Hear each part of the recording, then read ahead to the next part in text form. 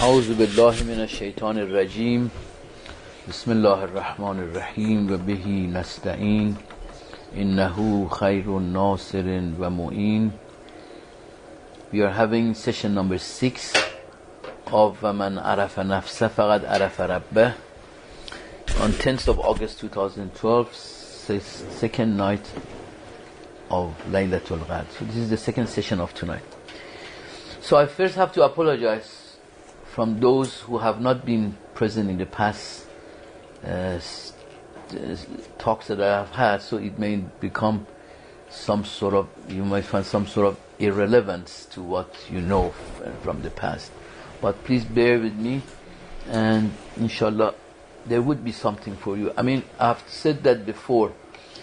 The fact that you come and keep this night awake for the hope of that inshallah you learn even in this one word, but the hope itself, I mean, the reason that you come for it, that's good enough for your intention.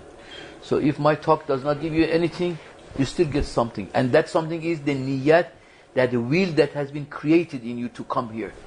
That's something very good. So inshallah I pray Allah subhanahu wa ta'ala, with the help of Agha Imam Zaman alayhi salatu wasalam, you get to learn something from tonight's session. I give a very quick summary of the past 4 sessions about Nafs. I said that was why I gave that first explanation about existential being of us, and that those anfusi and afaqi, that we have got a Nafs, which is self, right? And that Nafs is very a special creature of Allah subhanahu wa ta'ala. It is from low levels, very lowest levels, that I gave an example of people with all animal attributes, people with all the desires and all the jealousy and hypocrisy and riya and all those. They are still our nafs. It is still us, to the level of highest level that can be the level of masum. So you can see the difference, that distance in us alone. So we are not talking physical. You have to throw those notions out. Whenever I say distance, do not think of physical distance.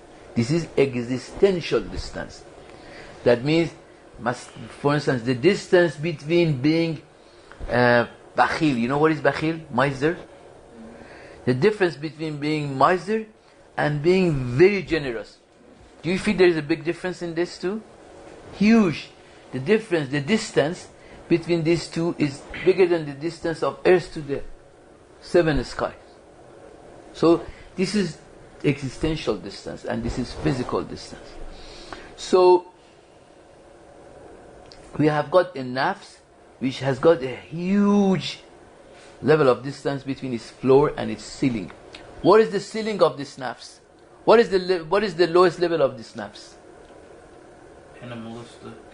Even lower than that. Just the matter. Matter, ahsan.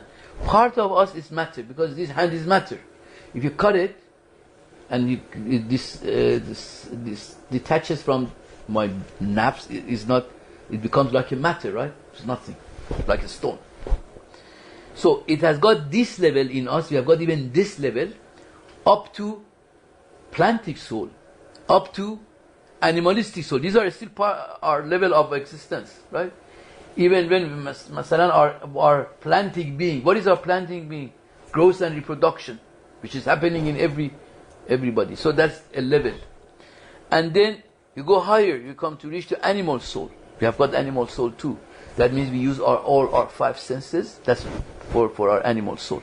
And with the help of those 5 senses, we do a lot of what Imam Ali alayhi salam has explained about the functions of the animal soul. Do you remember, any of you guys have done MNC, remember that? Hopefully you don't disappoint me. It's only 5, you don't need to say 50. You don't remember, you haven't been there. Okay. Life means breathing. This is life. So one of the functions of animal soul is life. motion, harakat. Hayatu wal harakat. This is Arabic? I'm practicing my accent. Hayatu wal harakat. Wal dhulm. Arabic? Yeah. What does it mean? Injustice. These are the functions of animal soul. And tasallut or ghalaba. What's Ghalaba means tasallut, dominance. You want to dominate other beings. Right? That's animal soul. That's the function of animal soul. And the fifth one was? I can't even remember myself. But zulmu, Allah, wal hayatu, wal haraka, kasbu shahawat ad-dunyawiyya. Kasbu shahawat ad-dunyawiyya means seeking all the worldly desires. So this, even so, I just mentioned that to give you an understanding from the matter we have to growth and reproduction. That's a part of our wujud. To all animal functions that we do, all these 5 things. All to human soul. What is the human soul? What does human soul do? Human soul. Can I please ask a question? Not if I'm because I'm not an expert in a speech, so I forget what I wanted to say. But you can. Sorry, no, that's right. No, keep talking. That's right. You can write it down and ask later.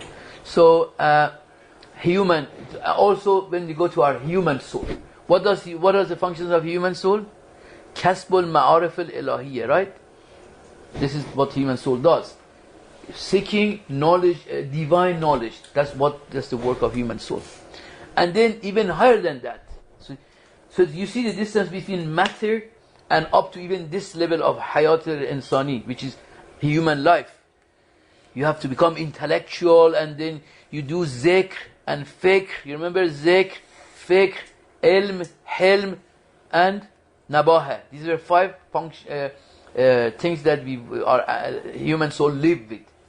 Fikr, you understand fikr. Thinking. Zikr is reminding, remembering. Hilm is patience with knowledge. When deep patience with knowledge is called hilm. And then what do you say? Hilm, then fikr, zikr. Nabaha means shrewdness, smartness, being very smart. So all of those things. Do you see the difference of this level to the level of matter? So these are all still in your wujud. So go even higher. There is room to go even higher than that. That's universal soul. Universal soul, that's really, and practically, to me, is beyond my imagination. But I can only tell you about some of the mafahim and meanings of it, that you become universal, you think for bigger society, greater society. That's the work of universal soul. You think about the humanity, you don't think about yourself only, right? And the level of love of Allah, and all those are in those levels. And what is the highest, the most top of this wujud? So from this material world to top of that universal soul, what is that? Who can say? Ahsan, Insan Kamil. So the top ceiling of this soul in us is Insan Kamil. What is Insan Kamil? Does it make sense? Complete human. Means perfect human. Complete means perfect human. Who is perfect human? Ahsan, Ma'sumin, A'imma and the prophets. Right? So the ceiling of it is Insan Kamil, and the floor of it is matter. So nothing. It doesn't do anything. So, dust. So we can move so much. Going from the state of matter. When were we a state of matter? When we were just conceived in the womb of the mother. That's matter, right? And before that even, right? Is matter. But the moment it's conceived, plantic soul is given. Correct? So then it grows the whole rest of it. So, from the time when a food is eaten, that's the part that I want to talk tonight. From the time that the food is eaten by the parents, that's all matter in the body, right? Until the preparation for liqah or nikah is done, it's still matter. And until it becomes an embryo in mother's womb, right? This is called, this is an arc. This is an arc. This is starting from, remember what I'm trying to tell you, that do not think that the level of life has started from when the conceiving of the embryo. No. Before that there was a process that you realize, that process was in the body of mother and father. That was still us coming down in existence. That is called, we have named that, or they have named it, Qaws-e-Nuzul. What is Qaws-e-Nuzul? Descending arc. What is descending arc? It's not physical. You have to be intellectually powerful to see that all of this has started from top level of wujud, which is Allah subhanahu wa ta'ala. Has come down gradually. Let me give you a bit more tangible example. Give you a more tangible example. Take the example of a plant, right? An apple seed. You put an apple seed. It's very similar to human being in that matter. You put an apple seed under the earth, and that apple seed starts to grow, right? Comes and becomes an apple tree. And while that apple tree is functioning towards creating an apple fruit, while that apple fruit is in growth, that it first becomes a flower, right? I don't know what it is called, those flowers for the fruits. I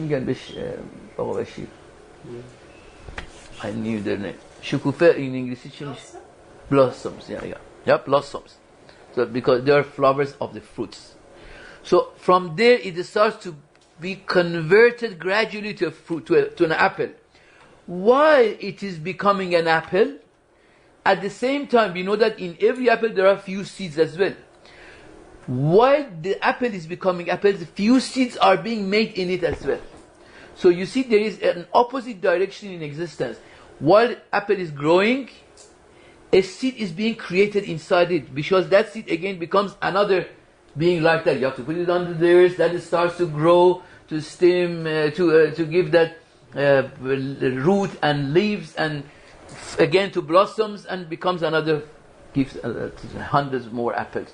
So while that apple is growing, means coming to existential word, to external word, an apple, when it's blossom, it still is not in external word, correct?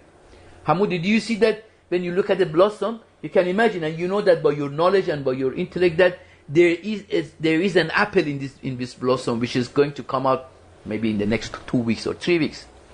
So while it is growing to come to an external word, which becomes an apple, inside it a seed is being made. Means this seed being made is, this seed inside that apple is coming from the higher wujud, gradually coming, and it started just as a seed.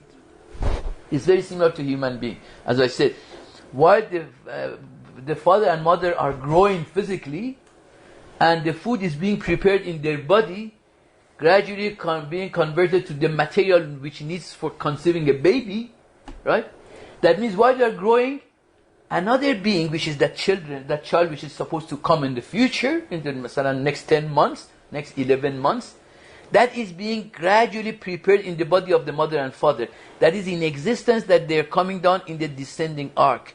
Once they are conceived, right? Once they are conceived, they become, immediately are given a planting soul. That means they start in ascending arc, in wujud, in existence. They start to grow. With that embryo gradually grows into zygote, and then becomes fetus, and then becomes, all those rest of the things which I don't know the names very well.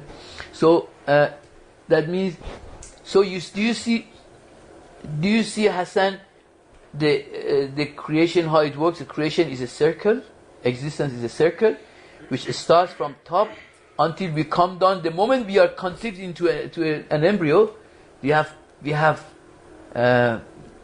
come half of the existence, which is descending arc. Now that we want to go half of the other existence to go up. Does it make sense, Jawad? Yeah. Okay. No, I know it may sound challenging, which is challenging.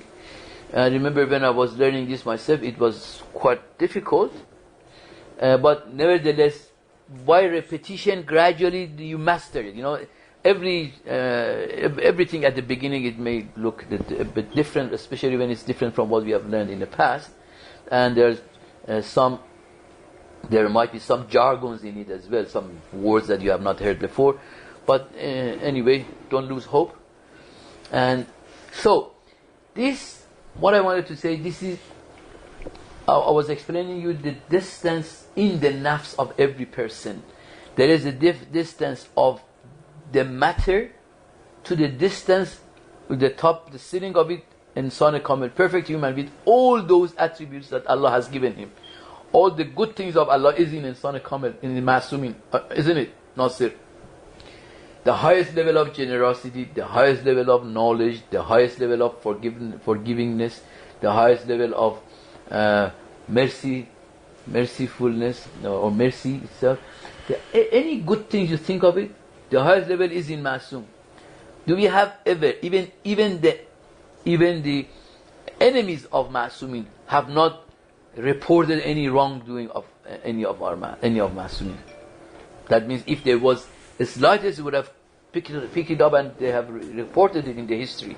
They had written about it. So they are the highest level of being. Now, I spoke about this and I said, so we become a traveler.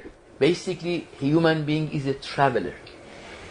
Traveler is starting the journey from himself to himself. So, we are the traveler. Our nafs is the road. Road, where is the road? You're traveling on which road? The road of nafs, from your lowest level to your highest level. So there is a road. Means these are existential roads. Again, it's not the road, physical road outside you drive a car on. It's a road that you have to come out of all the darkness of material desires. You have to come out of all the animal desires, which Imam Khomeini Rahmatullah has termed this Aqalim Sab'ah. I don't expect any of my Arab brothers to know this. Aqalim is the plural of Iqlim. Iqlim in Arabic and Farsi and probably in Urdu means territory, land. That's called Iqlim. Right? Sab'ah means 7. So Imam Khomeini has said there are 7 territories of our lower level of nafs, which is to do with our jawarih, the desires of jawarih, desire of tongue, desire of shahwat, desire of eyes, desires of ears, 5 senses, and the tongue, and these are all 7 territories of darkness of nafs. Because nafs, there is a major categorization you can do for nafs. One is darker levels of nafs, which is what? Which is our body or physical desires. And then there is a level when someone reaches out of this, it starts a journey towards the nur, that becomes light. Light of the nafs is when all the good things you start to practice the good things. That means we have come off all those lower level of the nafs.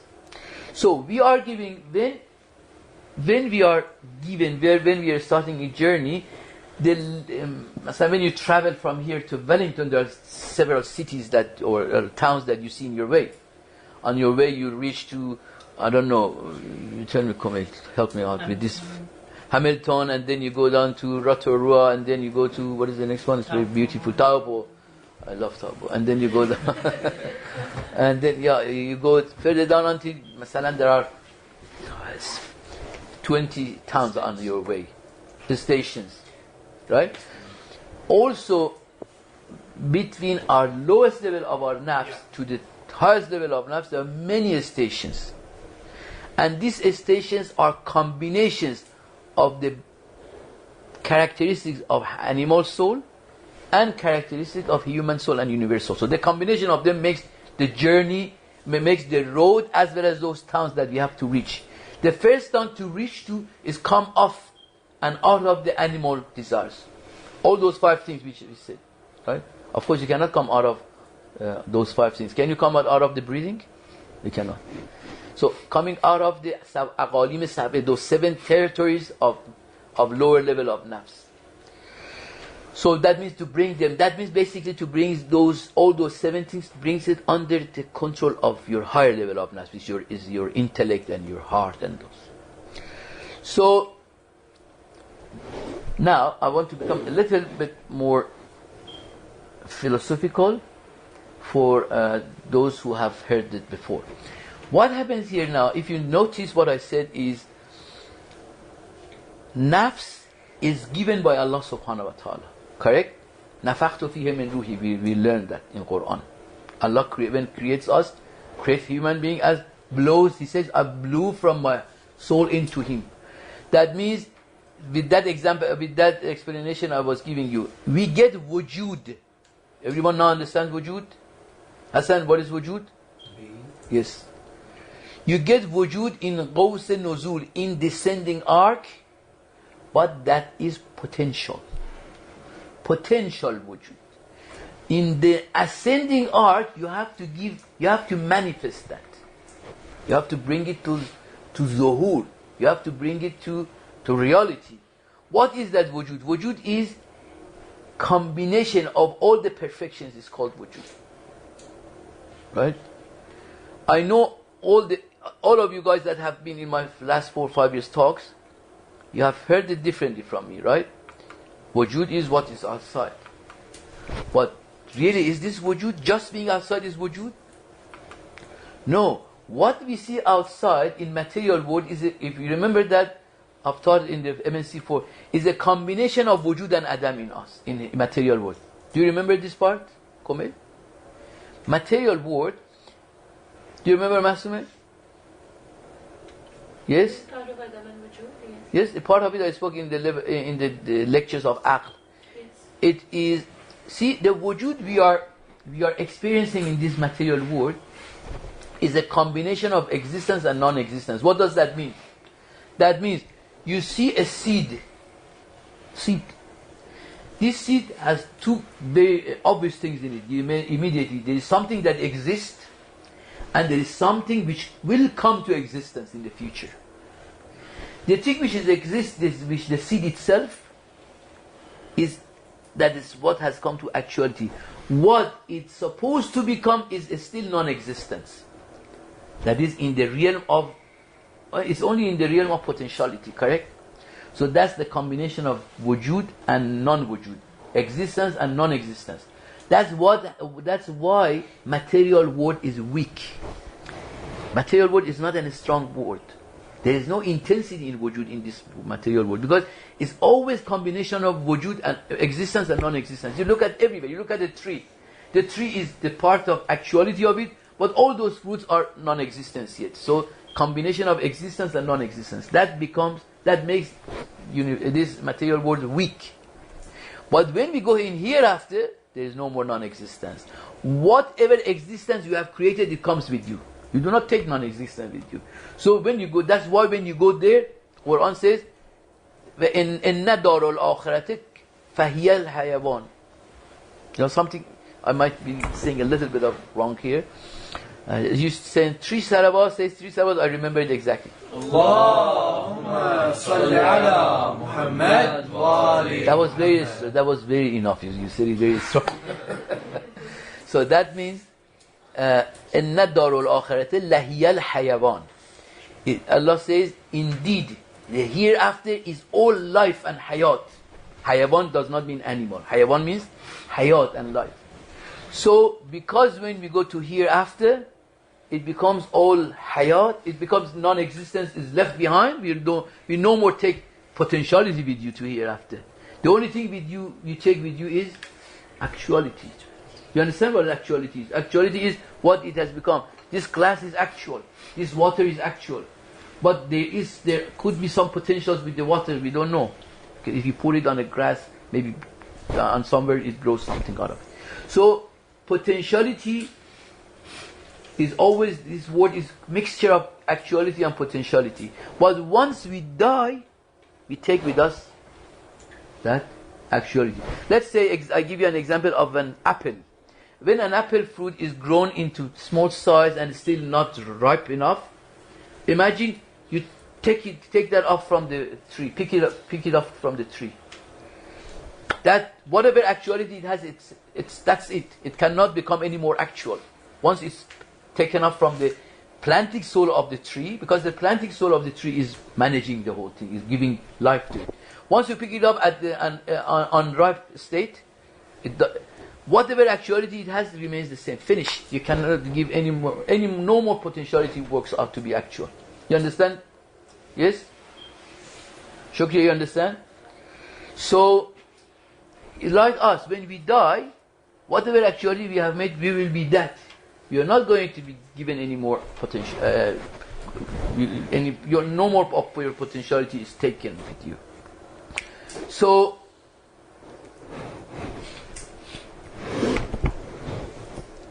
I need a salawat, it seems.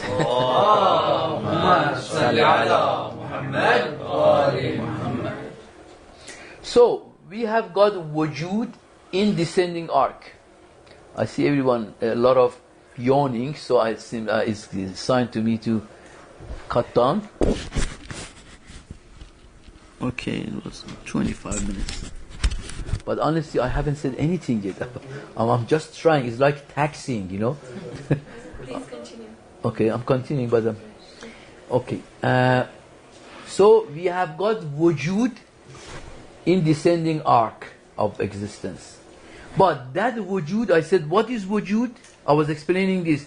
What you knew from the past is that yes, I'm wujud, mawjud. Yes, we are mawjud.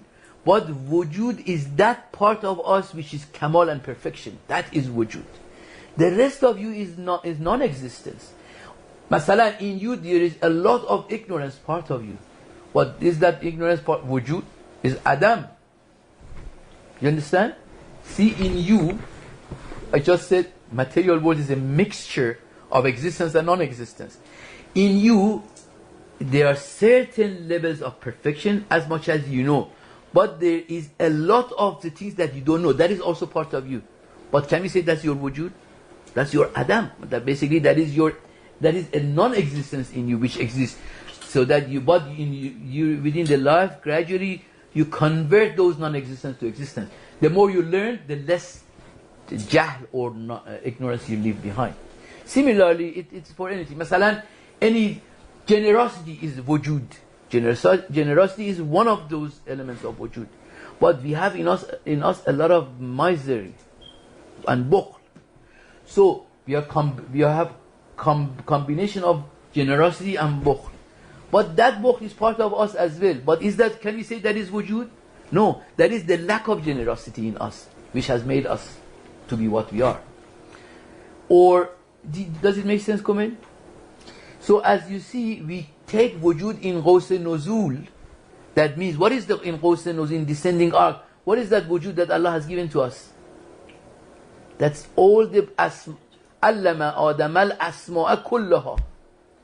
I taught, Allah says, Allamah Adam al-asma. Allah taught Adam, which is human being, all the asma, which are all good names of Allah subhanahu wa ta'ala. So He gave it to them in potential terms. So we got the wujud in descending arc potentially. But in ascending arc, we have to work out to manifest those things. So we only as much as we manifest of those good attributes, that much we have become human. We have become godly. We have got closer to Ma'asumin alayhi salam. So Nafs has got two faces. It gets the wujud in descending arc, and in ascending arc we try. What we are doing now is we are in ascending arc, we are trying to manifest those wujud in us. Some people are not able to do, or to do very little, or not to do anything. So that's the second thing about Nafs. That we have to go that way, and we have in Ghaus al-Su'ud, we have to work hard and try hard. And wujud is something tasting. You taste wujud. Wujud is not something you learn, right? Wujud is something that you have to taste. How do you taste? How do you taste wujud? You taste mercifulness. You taste to be merciful. It's something that you do it. You action it. Unless you see someone and you feel mercy for him, that you have not tasted mercy. You may know that, yes, I have potentially in me forgivingness. I can be a forgiving person. But unless you forgive people, you do not taste forgiveness. You do not taste it. This is the tasting of wujud. So wujud is something tasteful and it should be tasted. It's not something that you learn about. Correct? So we try to taste wujud in our ascending arc. As much potential Allah subhanahu wa ta'ala has given to us. There is, let's say this is only an example. This glass is the potential that Allah subhanahu wa ta'ala has given us to fill it up with all the perfections and attributes, good attributes in it.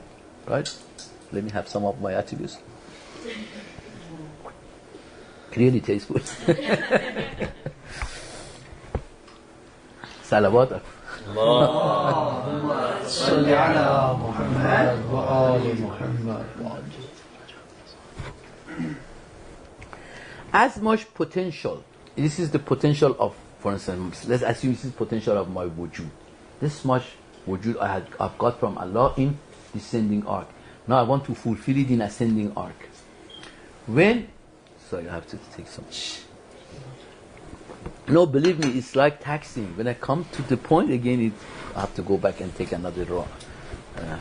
Right.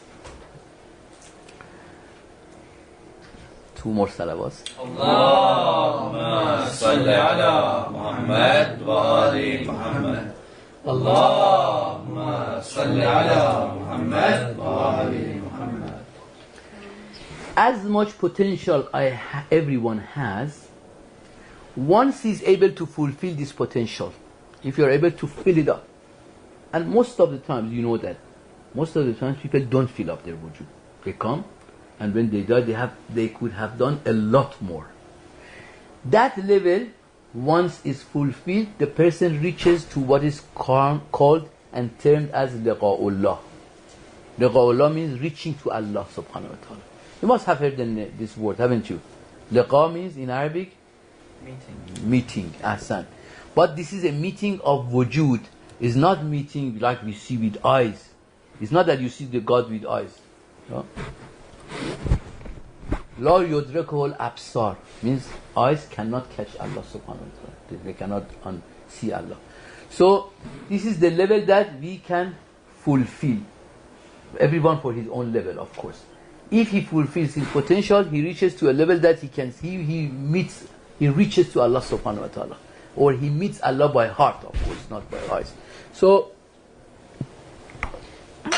we have to be, now we can relate all this to all the things we have learned. We learn in Quran, from Quran, or we learn from life of Ma'sumin, or from Ahadith.